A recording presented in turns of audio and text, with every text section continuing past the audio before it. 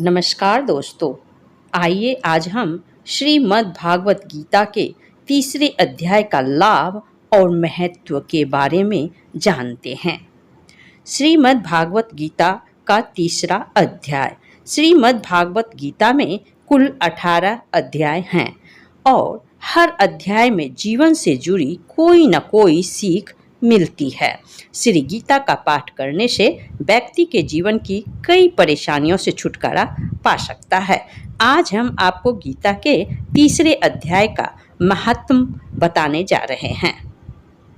श्रीमद् भागवत गीता तीसरे अध्याय के पाठ का महत्व। श्री नारायण बोले, हे लक्ष्मी, एक महामूर्ख व्यक्ति अकेला ही एक वन में रहता है। गलत कार्यों से उसने बहुत सा धन इकट्ठा किया है।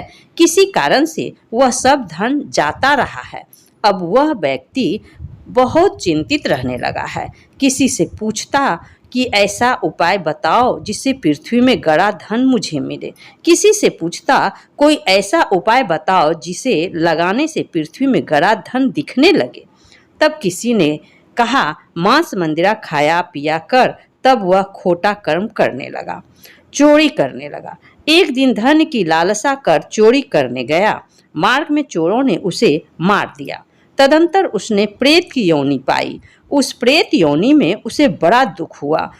एक वट वृक्ष पर 7 दिन चिल्लाया करता कि कोई ऐसा भी है जो मुझे इस अधम देह से छुड़ावे।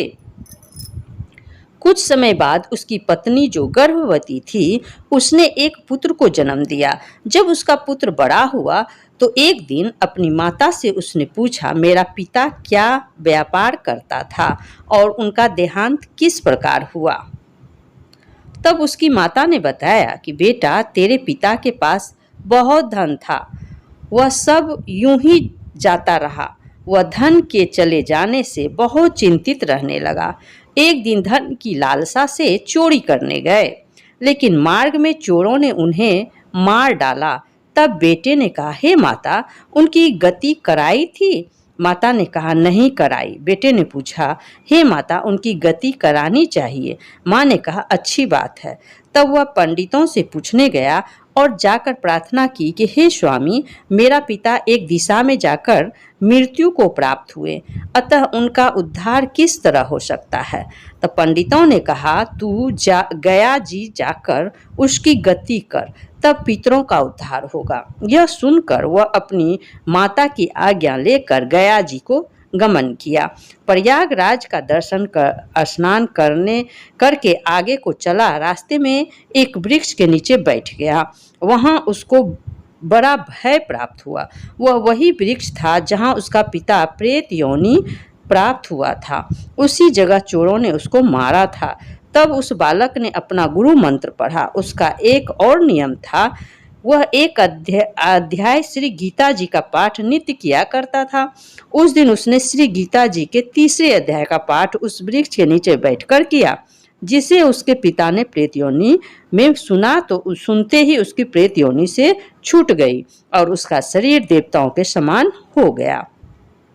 स्वर्ग से विमान आए और वह विमान पर चढ़कर पुत्र के सामने आया और आशीर्वाद देकर कहा, हे पुत्र, मैं तेरा पिता हूँ जो मरकर प्रेत हुआ था। तेरे इस पाठ करने से मुझे देवताओं के समान शरीर मिला है। अब मेरा उद्धार हुआ है और तेरी कृपा से मैं स्वर्ग को जा रहा हूँ। अब तू गया जी को अपनी खुशी से जा। इतना सुनकर पुत्र ने कहा, पिताजी, कुछ और आज्ञा करो, जो भी मैं आपकी सेवा करूं। तब उस देही ने कहा, देख, मेरी 7 पीढ़ियों के प्रीति नरक में पड़े हैं। अब तू श्री गीता जी के तीसरे अध्याय का पाठ करके उनको भी इस दुख से मुक्ति प्रदान कर।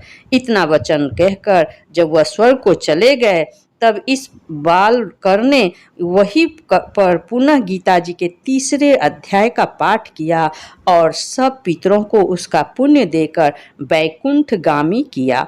जो प्राणी श्री गीता जी के पाठ करता है या सुनता है, उसका फल कहाँ तक कहने में भी नहीं आ सकता है। तब श्री भगवान जी बोले, हे लक्ष्मी, यह तीसरा अध्याय का जो फल मैंने तुमसे कहा वह तुमने सुना है।